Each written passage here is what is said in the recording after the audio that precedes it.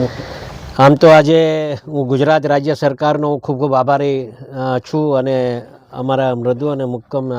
મુખ્યમંત્રી શ્રી ભૂપેન્દ્રભાઈનો ખાસ કરીને આભાર માનીશ કે અમારા ચાંચ જેવા ગામને ધ્યાને લઈ અને 93 કરોડ રૂપિયાની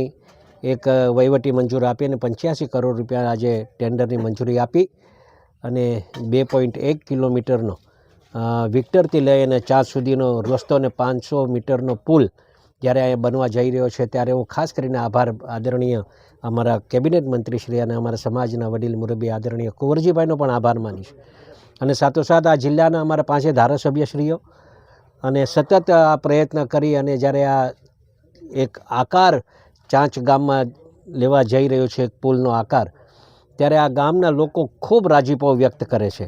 અને ફરીથી એકવાર હું આદરણીય અમારા મુખ્યમંત્રી શ્રી સાહેબનો ખૂબ ખૂબ આભાર માનું છું કે અમને આટલી મોટી રકમ ચાંચ ગામને આપી હોય અને આપ જુઓ છો એમ આજે આ ગામના લોકોમાં જે રાજીપો છે, કેમ કે ખાસ કરીને આ ગામના લોકો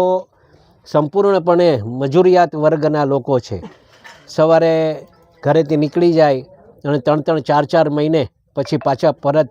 આ ગામમાં ફરવાનું થતું હોય, પણ હવે અમને એવું લાગે છે કે આજે હવે સવારે જશે એટલે સાંજના પાછળનો રોટલો ઘરે ખાઈ શકશે